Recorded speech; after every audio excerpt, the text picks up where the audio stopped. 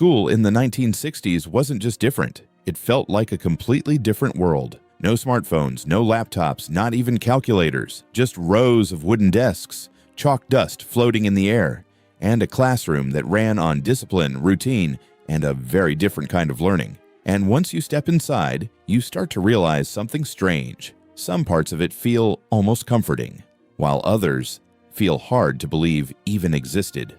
Imagine this. It's early morning. You walk into school carrying your books, maybe wrapped in a simple strap or tucked under your arm.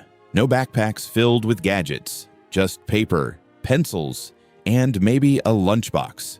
As you step into the classroom, the first thing you notice is the smell, a mix of chalk, wood, and freshly cleaned floors. Your desk isn't plastic, it's heavy, wooden, sometimes with a small hole in the corner, once meant for an ink bottle. You sit down, and everything feels structured, nothing flashy, nothing modern, just simple and strict.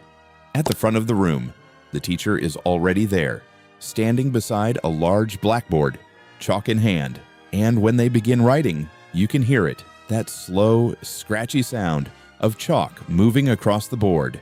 There are no slides, no screens, no videos playing. Everything you learn is written by hand, right there, in front of you. And then something happens that might feel unusual today.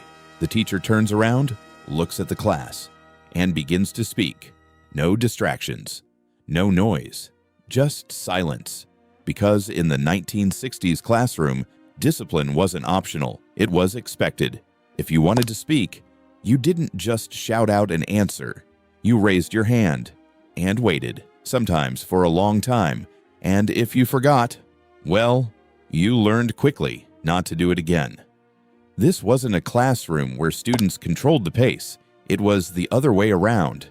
The teacher led, the students followed, and somehow, that structure shaped everything about how school felt. But the real surprise, this was only the beginning, because once the lesson started, you'd discover something else, something that feels almost impossible today. Now the lesson begins, and unlike today, there's no typing, no copy-paste, no shortcuts. Everything is done by hand. You open your notebook. The paper feels slightly rough, lined carefully to guide your writing. And the moment your pencil touches the page, you realize something. Writing isn't just writing, it's a skill, one you're expected to master. In the 1960s, handwriting mattered a lot. You didn't just scribble notes, you practiced, carefully, line by line, loop by loop. First, you learned to print, simple letters, clean and readable, but that was only the beginning. Because soon, you were introduced to something that defined an entire generation, cursive, those flowing, connected letters that turned writing into something almost artistic. You'd spend hours practicing it, repeating the same shapes again and again until every curve looked just right. And if it didn't, the teacher noticed. Mistakes weren't erased with a quick delete key. They stayed on the page, smudged, scratched out, or circled in red ink. Sometimes, your fingers would be covered in graphite, or your palm would drag across the page, leaving faint gray streaks behind. And yet, there was something satisfying about it, something real, because every word you wrote was yours. Every page, a record of effort.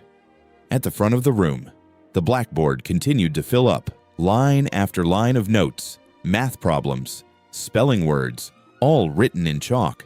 And if you missed something, there was no rewind button, no screenshot. You had to keep up. Math was the same, long division, multiplication, all done step by step, right there on paper. No calculators, no apps, just your mind and your pencil. And slowly, you began to realize something. School back then wasn't built for speed. It was built for discipline, for patience, for repetition. But just when everything started to feel predictable, something new would roll into the classroom, something that, at the time, felt almost futuristic. A machine that could project images onto a screen right in front of everyone. And for a moment, the entire class would sit up, a little more excited than usual. Just when the routine of chalk and notebooks starts to feel normal, something changes. The lights dim, the classroom gets quieter, and at the front of the room, a machine is rolled in. It's not a TV, not a computer, but to students in the 1960s, it felt just as exciting. The overhead projector. The teacher places a clear sheet on top, switches it on, and suddenly, a bright image appears on the screen. For the first time, you're not just copying notes, you're seeing them. Diagrams, charts, handwritten notes, all projected large enough for the entire class to follow. And the strangest part, the teacher doesn't turn their back. They face you while teaching, something that felt completely new at the time. It almost feels like a small step toward the future, even though, by today's standards, it seems incredibly simple. But that wasn't the only surprise, because sometimes, on certain days, something even more exciting would happen. The projector would be replaced, the lights would go even darker, and a quiet sense of anticipation would fill the room. It was filmstrip day. The teacher loads a thin strip of images into a small machine, and with each click, a new picture appears on the wall, one frame at a time. No motion, no sound, just still images, telling a story slowly, step by step. The teacher narrates everything, explaining each scene, adding details, bringing the lesson to life. And somehow, that slow pace made it more engaging. You weren't rushing, you were observing, listening, imagining. Sometimes, a frame would appear upside down or slightly out of place, and the class would laugh. A small moment, but one everyone remembered, because these weren't just lessons, they were experiences, moments where the classroom felt different, less strict, a little more alive. And for many students, those film strip days were the highlight of the week. But outside of these brief moments of excitement, there was something else, something far more serious that every student had to go through, something that feels almost unbelievable today. Everything feels normal until one day, an alarm goes off. It's loud, sharp, unfamiliar, and without hesitation, the teacher gives an order. Get under your desks. No explanation, no discussion, just action. Chairs scrape the floor, books fall, and within seconds, every student is crouched beneath their desk, hands covering their head. This wasn't a fire drill, not a weather drill. This was something far more serious. In the 1960s, schools across America prepared students for the possibility of a nuclear attack. It sounds unbelievable now, but back then, it was part of everyday life. Children were taught a simple routine: duck and cover. Dive under your desk, protect your head, stay still. The idea was that if something happened, this would keep you safe from flying glass and falling debris. And to make it easier for children to understand, schools even showed a film, a cartoon, featuring a cheerful little turtle named Bert. Whenever danger appeared, Bert would quickly pull into his shell and say, "Duck and cover." It was meant to feel safe, reassuring, almost comforting. But even then, many students felt something wasn't right, because deep down, they knew. A desk wasn't going to stop a nuclear explosion, and yet, they practiced it anyway, again and again. Sometimes, the drills felt routine, just another part of school. Other times, they felt different, more serious, more real. Classrooms at the time often had large windows, stretching across entire walls, bright, open. But during these drills, those same windows suddenly felt dangerous, because if something happened, they would shatter. And that's why students were taught to get low, to stay covered, to wait. It's a strange image when you think about it now. A room full of children, hiding under desks, preparing for something they couldn't fully understand. And yet, for an entire generation, this was normal. Just another day at school. But school wasn't always this tense, because not long after the bell rang, the mood would completely change. Voices returned, laughter filled the halls, and suddenly, it was time for something every student looked forward to: lunch. And what students ate in the 1960s might surprise you even more than the drills. The bell rings, and just like that, the classroom transforms. Chairs push back, voices rise, and students pour out into the hallway, because now it's lunchtime. And in the 1960s, lunch wasn't just a quick break, it was an experience. You walk into the cafeteria and immediately notice the difference. No plastic packaging, no fast food trays. Instead, you smell real food. Warm meals, cooked right there in the school kitchen. Students line up, holding simple trays, waiting their turn. And what they're served might surprise you. This isn't just a sandwich and a snack. It's a full meal. Hot dishes like macaroni and cheese, candied yams, meatloaf, vegetables, sometimes even dessert. All made fresh. And the price? Almost unbelievable. In many schools, a full lunch costs just a few cents, sometimes around 15 cents. But here's the part that feels almost impossible today. Milk was free.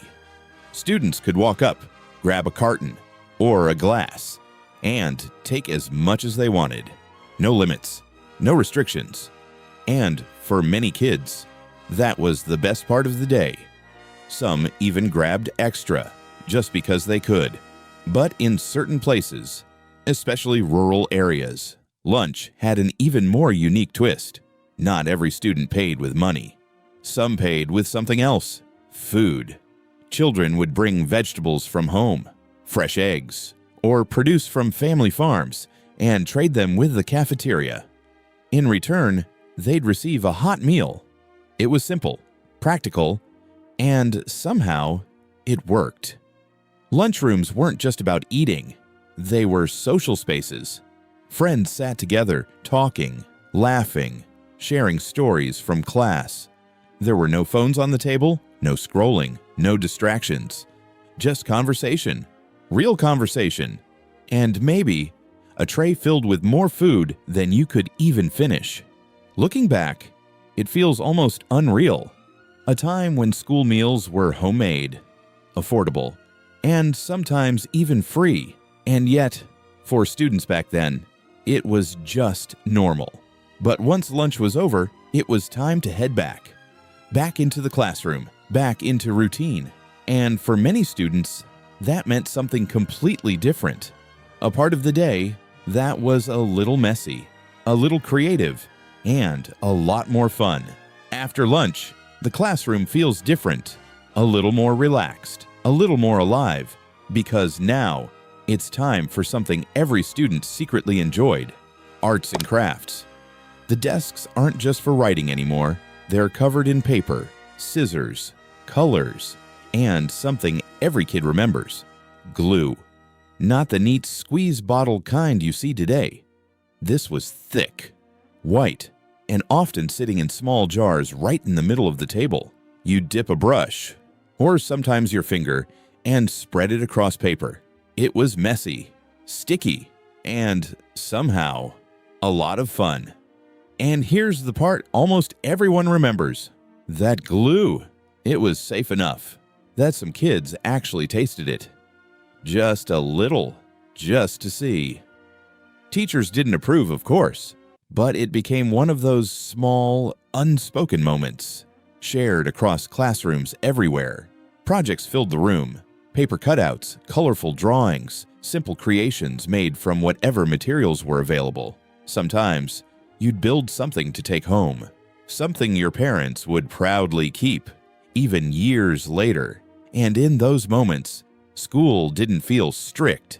It felt creative. It felt human.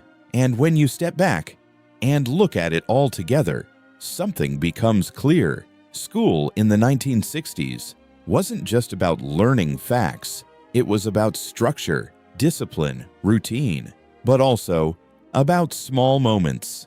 The sound of chalk on a board, the excitement of a film strip, the confusion of duck and cover drills, the warmth of a cafeteria meal, and the simple joy of creating something with your own hands. Today, everything is faster, smarter, more advanced. But something about those classrooms still feels different. Maybe it was the simplicity, maybe it was the focus, or maybe it was just a time that can never quite be recreated. So now I want to ask you, do you remember any of this? Or maybe you've heard stories from parents or grandparents who lived it. Let me know in the comments below. And if you enjoy exploring moments like this, forgotten pieces of everyday life, make sure to like the video and subscribe to the channel, because there's a lot more history still waiting to be rediscovered. And I'll see you in the next one.